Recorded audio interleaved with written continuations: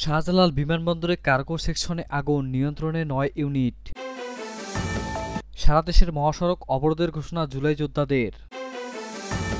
জুলাই সনদের আইনি ভিত্তি না হলে জাতির সঙ্গে প্রহসন হবে, যা বললেন নাহিদ ইসলাম।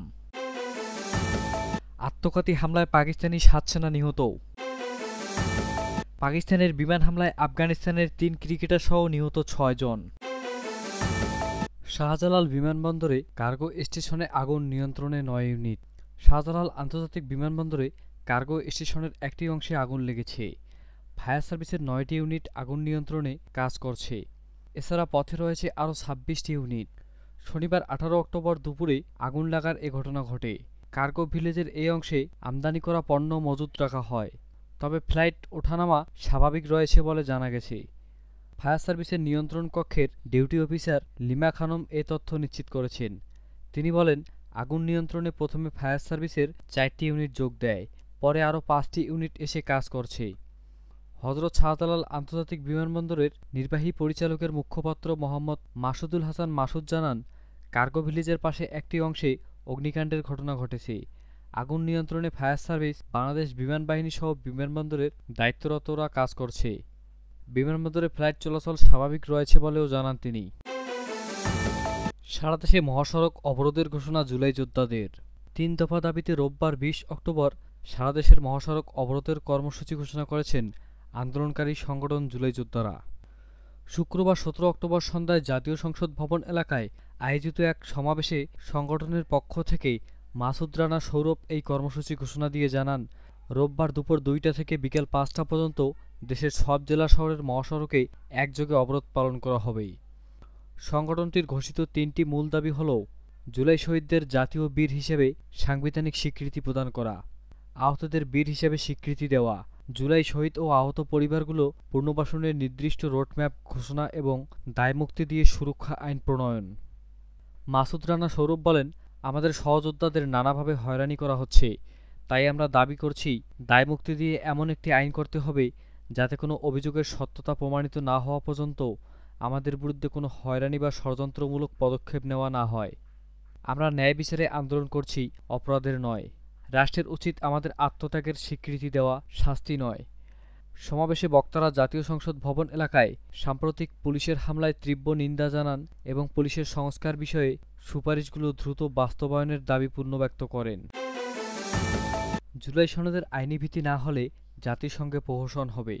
জুলাই সনদ স্বাক্ষরকে কেবলই আনুষ্ঠানিকতা বলেছেন জাতীয় নাগরিক পার্টির এনসিপির আহ্বায়ক নাহিদ ইসলাম।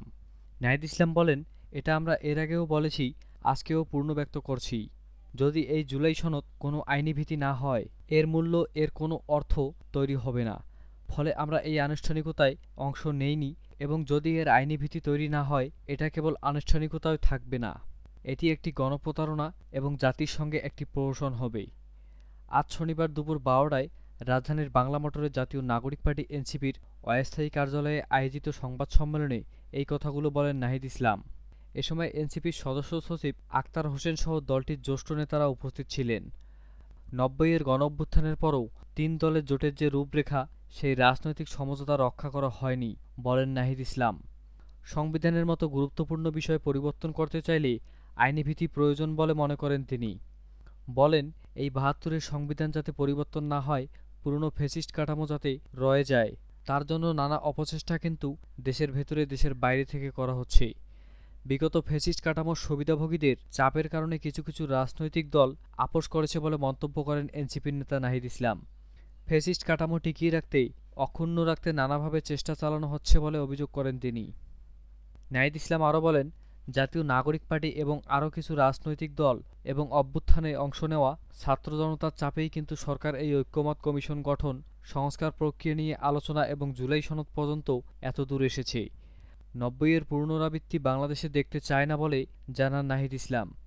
তিনি বলেন, জুলাই গণ অভ্যুত্থানের সময় আমাদের এই উপলব্ধি ছিল যে আমাদের লড়াইটা শেখ হাসিনা এবং আওয়ামী লীগের বিরুদ্ধে নয়, কেবল একটা ফ্যাসিবাদী ব্যবস্থার বিরুদ্ধে। ফলে রাজনৈতিক নেতৃত্বের পরিবর্তন হলেই বাংলাদেশের গণতান্ত্রিক সমস্যার সমাধান হবে না, বরং এই সংস্কারের মধ্য দিয়ে যেতে হবে।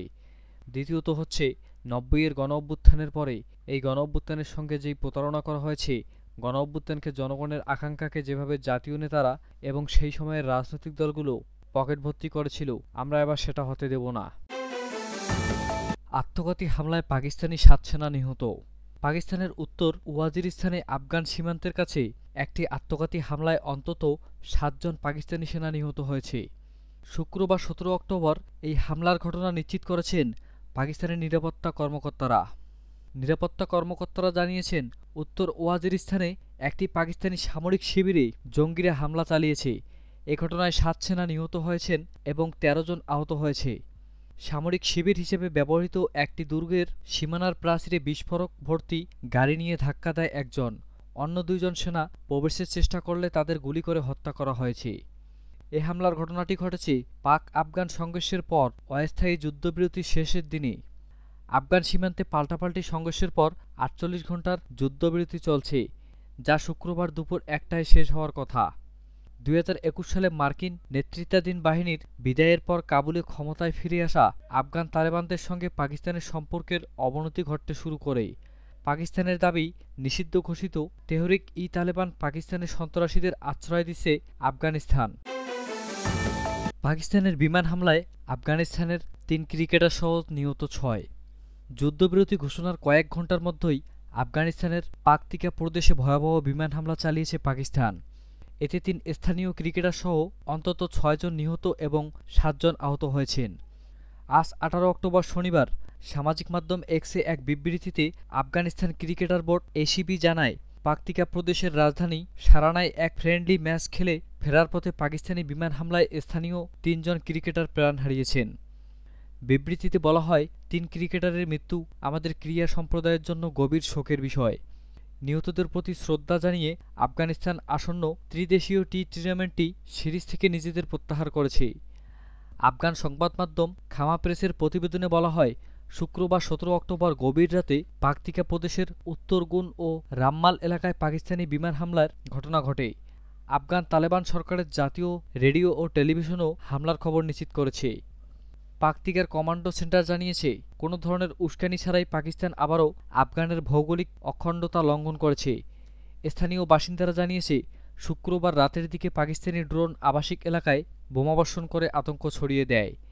এই ঘটনার আগে আফগান সরকারের মুখপাত্র জাবিহুল্লাহ মুজাহিদ ঘোষণা দিয়েছিলেন যে আফগানিস্তান ও পাকিস্তান অনির্দিষ্টকালের যুদ্ধবিরতিতে পৌঁছেছে।